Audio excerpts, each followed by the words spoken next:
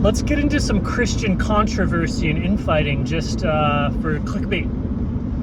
So what's the difference between Orthodoxy and Roman Catholicism? Eastern Orthodoxy and Roman Catholicism. Eastern Orthodoxy says that the church itself is the body of Christ. That the church, which means the sacraments, basically, the bishops, the priesthood is a sacrament. So baptism, communion, the collective meta-being that you see in the Eastern Orthodox Church is the ascended body of Christ. Like the meaning that holds all those peoples together is the connective tissue of the ascended Lord in heaven, like where meaning comes from, the Platonic forms, the ideal, the perfection of the sacraments and the theology and the dogma and the canons that holds the organizational structure of the Eastern Orthodox Church together is the connective tissue of the body of Christ, and the body of Christ is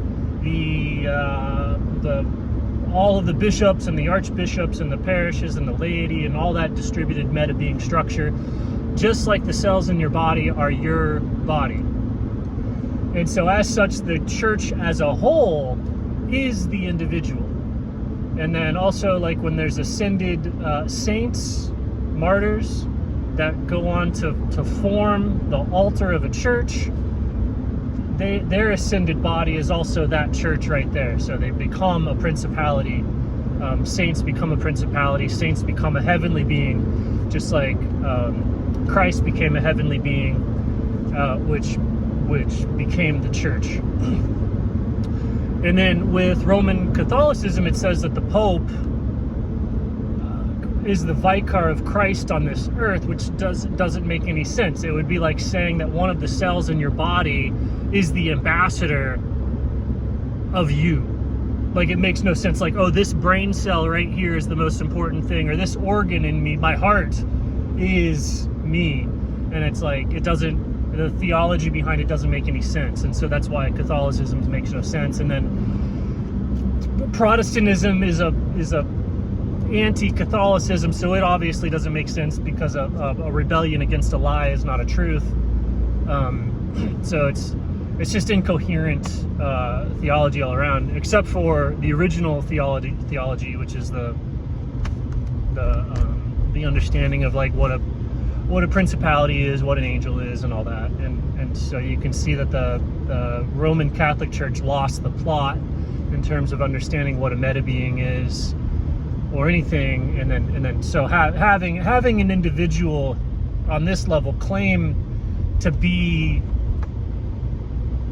the ambassador of a higher level, even though the higher level is it's there. You don't need the church is there, so you don't need somebody speaking for the church. It doesn't make any sense. The whole body speaks for itself. Like, if my heart started speaking for me, it would still be like, if my heart spoke for me without the whole body participating, just because it's the most important part. If my brain spoke, it would, that organ or that individual would be apostate, or in sort of heresy against the collective totality of my body. Like, that's what heresy is like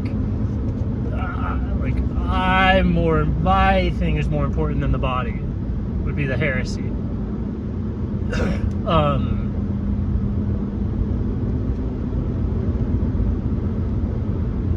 And yeah, I mean, that's the main difference, is that, like, there's no ambassador for God on this earth.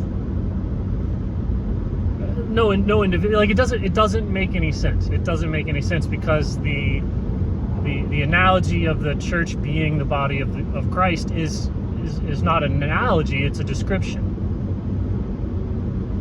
And so that it just works the way that bodies work. It just works the way that principalities work. So it's like and it just doesn't work with this body doesn't work with a leader. The leader of the body is transcendent of the body, but you're fully present here. It's like you're transcendent of your body, so you're not in this reality, but your body is fully in this reality, and you can respond to it and see it and all that.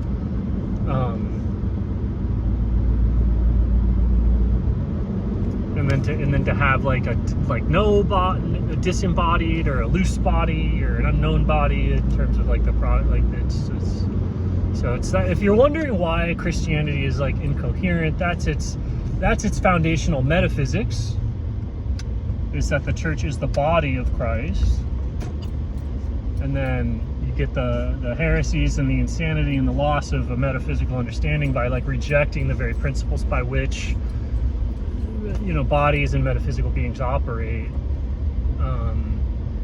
and then you have to ignore how all the bodies of all metaphysical beings operate, which is why Roman Catholicism led to Protestantism and led to scientific materialism and led to atheism and all that other stuff. It's just because of that singular kind of incoherence around the like what a pope is or what a bishop is and all that. Is that gonna give me clicks? Please, clicks?